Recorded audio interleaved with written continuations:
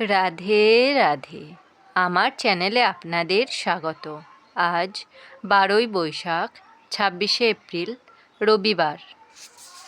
সূর্যোদয় 5টা 12 এবং সূর্যাস্ত 5টা 58 দশমী রাত্রি 8টা 44 পর্যন্ত। মঘা নক্ষত্র রাত্রি 11টা 1 পর্যন্ত।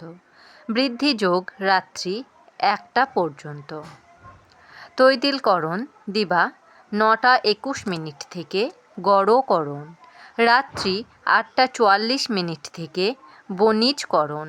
জন্মে সিংহ রাশি, ক্ষত্রিয় বর্ণ, রাক্ষসগণ, অষ্টোত্তরী মঙ্গলের ও বিংশোত্তরী কেতুর দশা। রাত্রি 11টা 1 থেকে নরগণ, বিংশোত্তরী শুক্রের দশা। মৃতে 1 পাদদোষ। যোগিনী উত্তরে।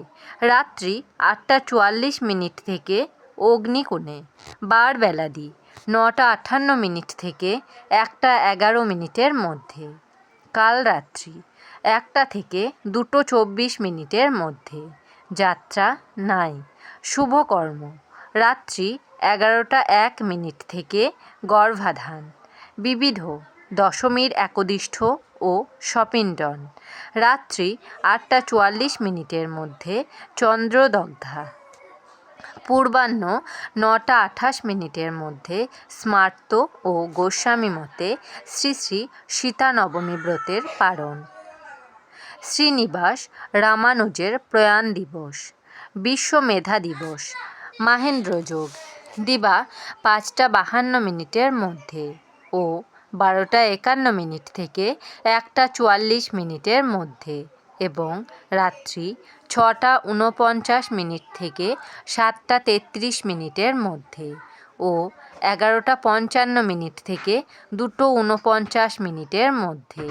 অমৃতযোগ দিবা 5টা 52 থেকে 9টা 22 মধ্যে এবং রাত্রি 7টা 33 থেকে 9টার মধ্যে।